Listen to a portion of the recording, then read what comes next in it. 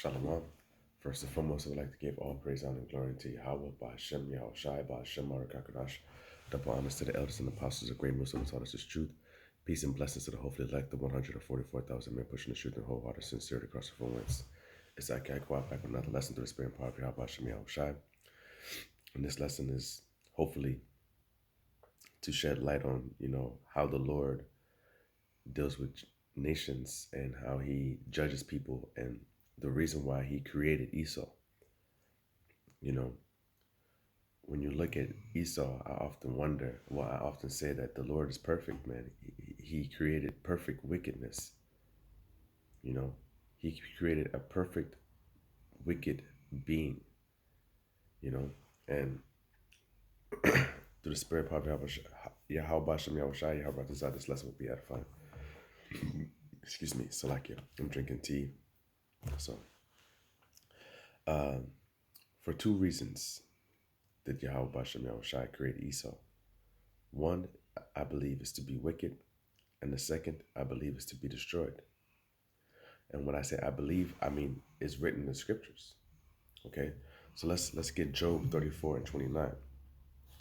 When he giveth quietness, who then can make trouble? When he hideth his face, who then can behold him?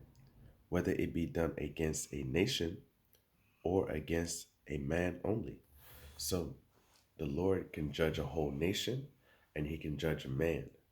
Okay, he can do either way. So he's judged our nation of people, but he also judges men on a day-to-day basis. Okay? So let's keep going. Proverbs 16:33.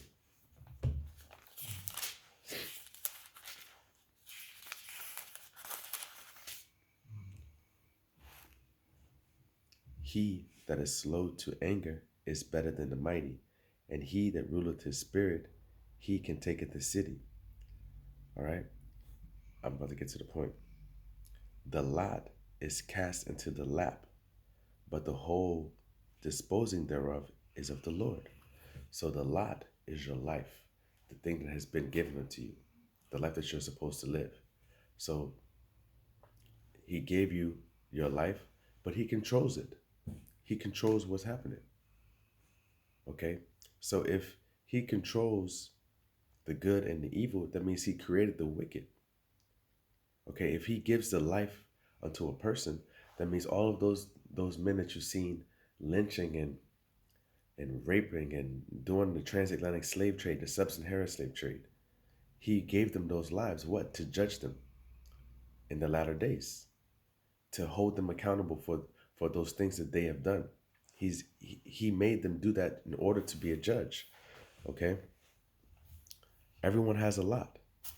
Let's go to Romans chapter 9 and verse 10.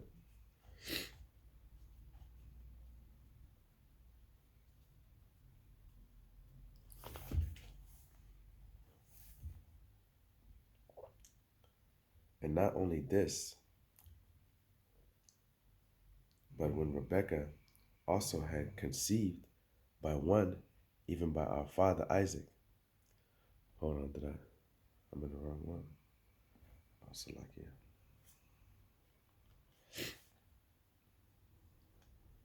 Yeah. Okay. So the point I wanted to bring out is right here. Select it. Okay.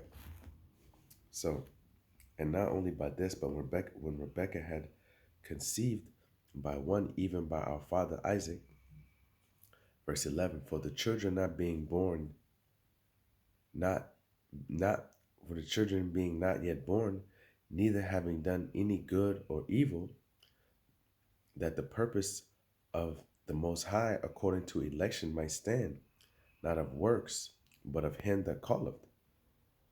Okay, so this is talking about Esau and Jacob. Jacob and Esau. All right. So when Rebecca was pregnant with child, she had twins in her belly, Esau and Jacob. So they were already destined to do what they were supposed to do. So let's read it again. For the children being not yet born, neither having done any good or evil, that the purpose of the Most High according to election might stand. You see? So they haven't even done any good or evil, but the purpose of the Most High must stand. So he created one person to do this, and he created one person to do this. He created Esau to be wicked. He created Jacob to be righteous. Okay? Let's go to Psalms. So like here. 58.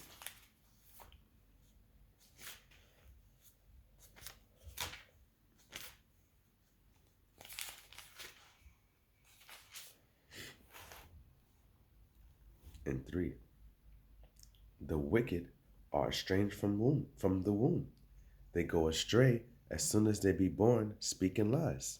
See, so the lot is cast into the lot, and the wicked are already estranged from the womb. So the Lord is already telling you that he created wicked to be wicked. He created them to already be who they are, even before they come out of the womb.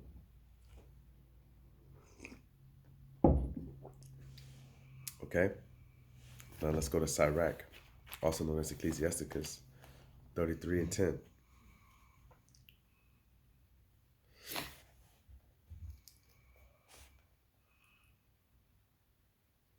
All men are from the ground, and Adam was created of earth.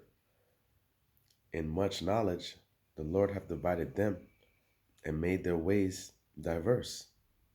Okay, let me keep reading. Some of them hath he blessed and exalted, and some of them hath he sanctified and set near himself. But some of them hath he cursed and brought low and turned out of their places. You see, so the Lord created good and he created bad. He created good, righteous, and he created wicked. Okay? So it's showing you that the Lord created Esau to be exactly the way that he is. This is Isaiah 45 and verse 7. I form the light and create darkness. I make peace and create evil. I, the Lord, do all these things. You see? Salakia. So he created the evil. He created the good, darkness and light. He created both. Don't you have men in the light right now, meaning men in this truth, understanding what's going on? And then you have people who are in darkness. Don't you have people who are truly trying to be righteous and to rather be trying to be holy and sanctified unto these scriptures, unto Yahweh Shem Yahushai? And then you have people who are completely opposite of that. The Lord has created it that way. This is 2nd Esdras, chapter 6 and verse 9.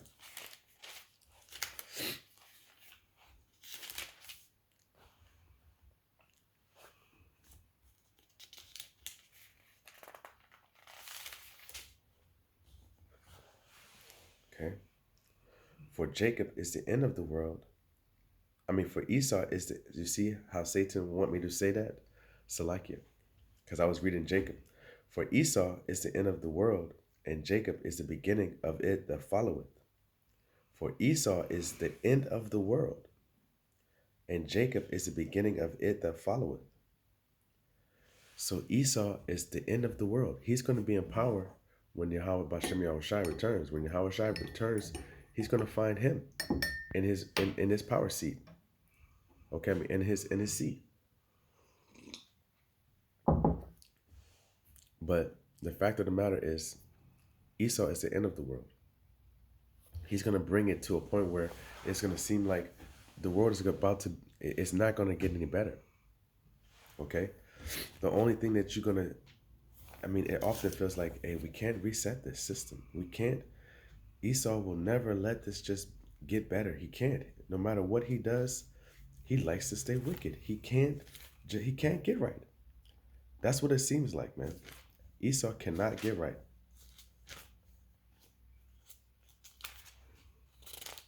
This is Job chapter 20, verse 29. This is the portion of a wicked man from the Most High, and the heritage appointed unto him by the Most High. So the Lord, he's given the heritage, he's given wickedness into men. He's put them into being wicked. All right. He created them to be that way to do what? I got one last precept, I think. This is Job. I mean, Proverbs 16:4. The Lord hath made all these things for himself. Yeah, even the wicked for the day of evil. Everyone that is proud in heart is an abomination unto the Lord. Though hand go hand, though hand join hand and though hand join in hand, he shall not go unpunished. You see? So the Lord has created them to do what? To punish them. He's created them to be wicked, to show his power, man. Just like he did to Pharaoh. Let me read this.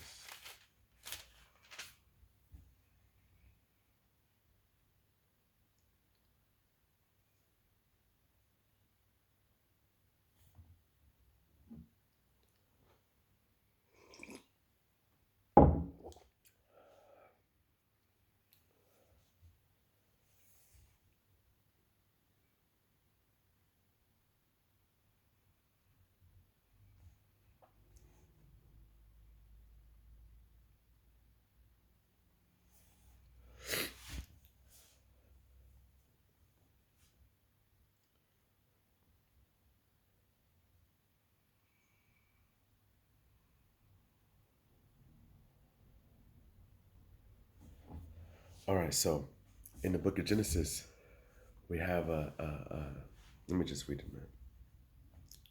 This is Genesis chapter 4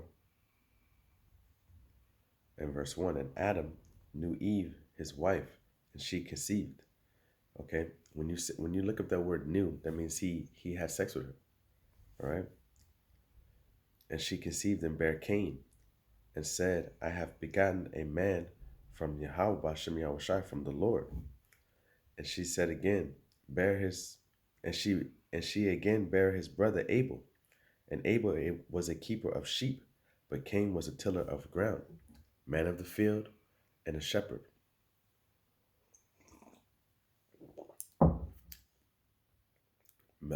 Esau, Jacob, you see.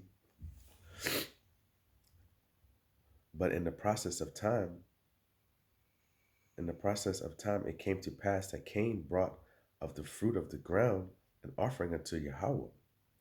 And Abel, he also brought of the firstlings of his flock, and of the fat thereof. And the Lord had respect unto Abel and to his offering. But unto Cain and to his offering he had not respect. And Cain was wroth, and his countenance fell. And the Lord said unto Cain, why art thou wroth? And why is thy countenance fallen? If thou doest well, shalt thou not be accepted? And if thou doest not well, sin lieth at the door, and unto thee shall be his desire, and thou shalt rule over him. Okay, so Cain and Abel knew the law. They knew what they were supposed to do to please the Lord. Okay, they had an understanding, but Cain didn't want to do it. Cain did what he felt was right, whereas Abel did what he was told, what he knew the Lord was supposed to offer. I mean, what the Lord would accept as an offering. Okay, so these same spirits are here right now. That spiritual forefather of Cain is on the earth right now, and that spiritual forefather of Abel is on what we see right now. You still see it with Esau and Jacob. Okay, but let me continue. And the Lord said that sin is going to rule. You're going to rule over sin. You're going to be a wicked person, pretty much. Verse 8, and Cain talked with Abel, his brother, and it came to pass when they were in the field that Cain rose up against Abel, his brother, and slew him. Right? And the Lord Yahweh said unto Cain, where is Abel, thy brother? And he said, I know not. Am I my brother's keeper? You see, so Abel was very wicked, man. He killed his brother and asked the Lord, "Do I am I supposed to take? Am I supposed to watch him? You know, am I my brother's keeper?" So what I'm trying to show you is that all the way from the beginning of Genesis, that spirit of good and evil has been played out. And those spirits that have come from Cain, that same spirit has been reproduced into who? The Edomites. And the same spirit of Abel, who have been slaughtered for nothing, is Jacob, the Israelites. Okay? So let's go to Luke. That was very vague, but I hope it was a good representation to show you how the Lord used these spirits again. Huh?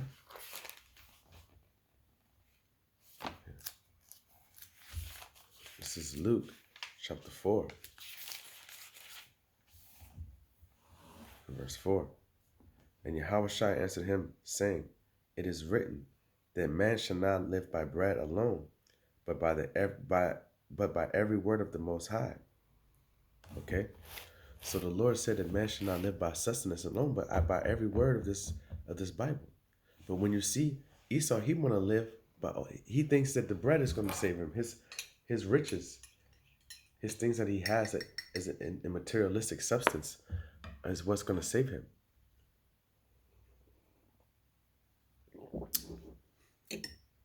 Whereas you have people who are truly believing in faith and believing in the Lord, knowing that the Lord will give them everything that they need. Okay? And the devil, taking him up into the high mountain, showed unto him all the kingdoms of the world in a moment of time. You see? So Esau took that. Esau wants to be in rulership of all the kingdoms, but he wants to rule it with wickedness. And that's why you see in Job 9:24, the earth is given into the hand of the wicked. All right? He's ruled this earth in wickedness, man. Let's go to Job 2:1. Got another precept right here.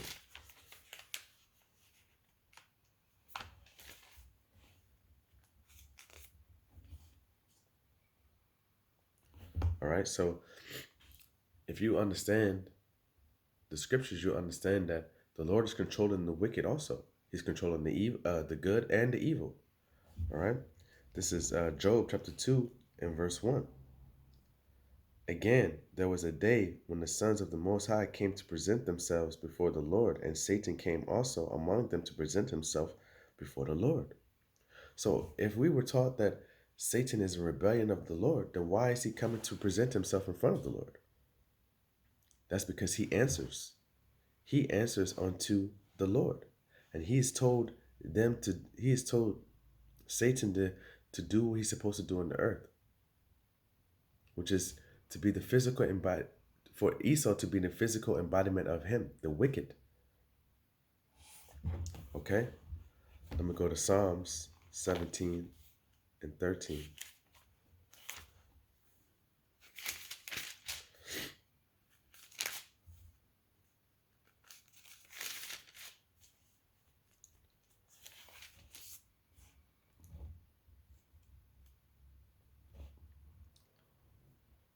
Arise, O Yahweh, disappoint him, cast him down, deliver my soul from the wicked, which is thy sword. Okay? So the wicked is the sword unto the Lord. Okay? Verse 13, from men which are thy hand, O Yahweh, from men of the world which have their portion in this life, and whose bellies thou fillest with thy hid treasure. They are full of children, and leave the rest of their substance to their babes. So the Lord controls the wicked to do judgments. He controls men, just like he allowed, how can I say it? He allowed Esau to put his hands on us. He allowed Esau to put us into slavery. He did those things. Why? To show his power. To show his power unto us. Okay? He did those things to show his power unto us. So he's going to do something unto Esau to show his power unto Esau also. All right, Job chapter 14 and verse 5. Seeing his days are determined, the number of his months are with thee. Thou hast appointed his bounds that he cannot pass. So there's only amount of wickedness that Esau can do, and for a certain amount of time. But judgment is going to come unto him. Okay, he's about to be judged like never before. I think that's about to show that right here.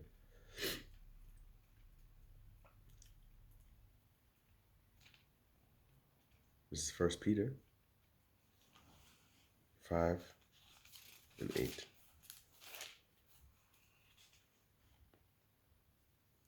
Be sober, be vigilant, because your adversary, the devil, as a roaring lion, walketh about, seeking whom he may devour. You see? So be vigilant, be sober. How are we vigilant? We understanding. We're paying attention to what the Lord is telling us to do. We're on watch. Why? Because we know that the Lord is about to judge Esau. He created him to be wicked, and he's created him to show his power, to be destroyed. All right? I think the last precept right here, and I think that's it.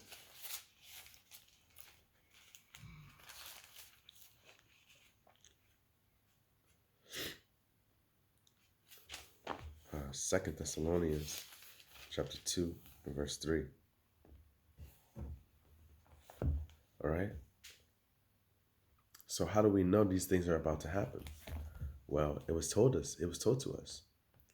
So this is 2 Thessalonians chapter 2 and verse 3. Let no man deceive you by any means, for that day shall not come, except there come a falling away first, and that man of sin be revealed.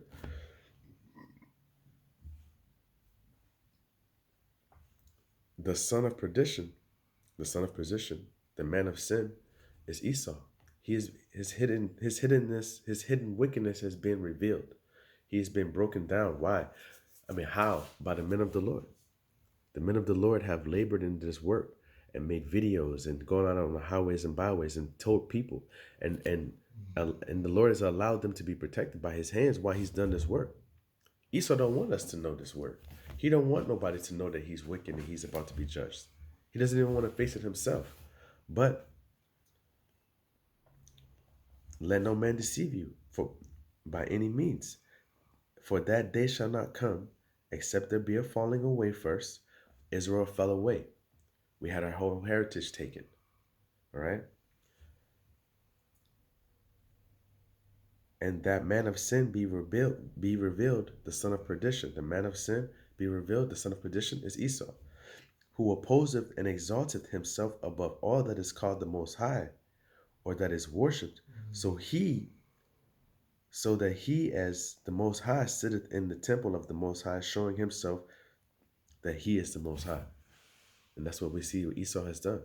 He has changed the image of who Yahweh Shai really looks like. When you look up God or Jesus or heaven, you don't see one melanated person. But we know in the scriptures that the Most High is a dark-skinned man, so-called dark-skinned man, or a so-called Negro.